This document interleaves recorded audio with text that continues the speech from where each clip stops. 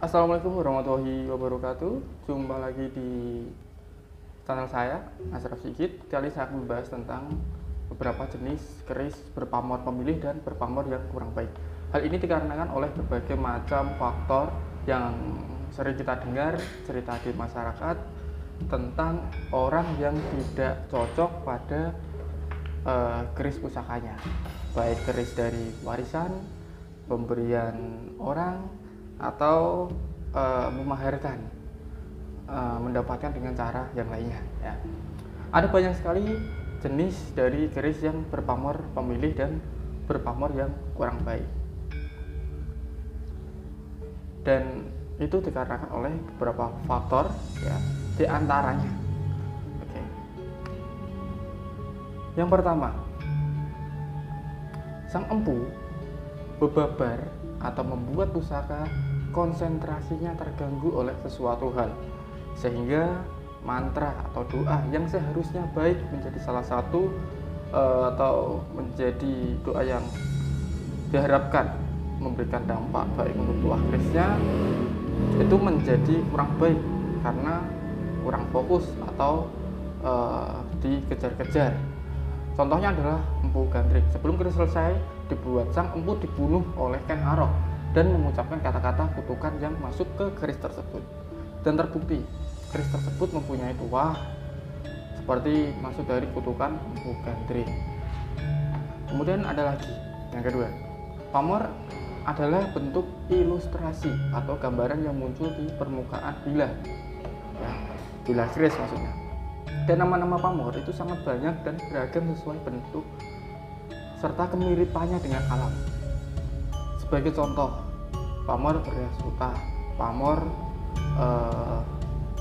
sakler ya, pamor belarak ngirit, pamor udan mas, dan sebagainya. Masih banyak lagi jenis-jenis pamor, tidak mungkin saya ucapkan satu persatu. Ada beberapa jenis pamor yang mempunyai tuah yang kurang baik, antara lain pamor satria wirang.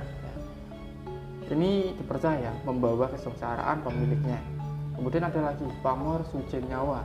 Pamor ini menginginkan pemiliknya untuk segera meninggal. Nah, kemudian ada lagi pamor dengkiling, ya, mempunyai angsar cengkiling atau jahil pada pemiliknya. Jadi sang pemilik itu mudah diganggu. Kemudian ada lagi pamor juga pati. Angsarnya anak pemilik pusaka sering sakit-sakitan. Kemudian ada lagi pamor tundung, membuat pemiliknya sering pindah-pindah tempat atau usaha. Dan pamor tundung ini malah sebaliknya, kadang dicari oleh banyak orang karena dari namanya tundung, dikaitkan dengan tunduk seperti itu. Nah, kalau pamornya tidak cocok dengan seorang yang memilikinya, maka akan menjadikan pemiliknya tidak nyaman atau tidak tentram dalam berbagai kehidupan. Pusaka biasanya tersirat pada pamor atau juga dapur pusakanya. Sebagai contoh, sebuah keris dapur kebu lajer adalah keris untuk para petani dan peternak. Tidak akan cocok atau tidak sesuai jika dimiliki oleh seorang pejabat. Keris dapur sengkelat adalah keris untuk para petinggi. Tidak akan cocok untuk petani. Nah, kemudian pusaka yang sudah cacat atau tidak utuh juga mempunyai pengaruh kurang baik pada pemiliknya, seperti bekat wojo, kugut, atau putus. Kemudian ada lagi nyangkem kodok. Nyangkem kodok itu karena faktor usia, kemudian bagian gonjonya agak melebar. Ada lagi rondo besar dan yang sudah terlalu aus sehingga sudah tidak terbentuk lagi sebagai pusaka. Nah, dari penjelasan saya kali ini, mudah-mudahan Anda bisa menerima, dan hal-hal yang menyangkut dengan pusaka-pusaka ini adalah berkaitan dengan pusaka yang sepuh atau memang memiliki zoni atau orang meyakini pusaka itu pusaka tayukan. Kalau pusaka Anda hanya sekedar ngagem atau cari pusaka karena ingin memilikinya, ingin mengkoleksinya, tidak bermaksud untuk hal-hal lain, ya silakan tidak memperdulikan apa yang sudah saya katakan.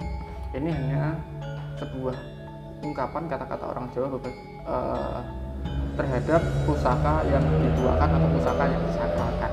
Sekian video dari saya, semoga bermanfaat dan salam rahayu. Wassalamualaikum warahmatullahi wabarakatuh.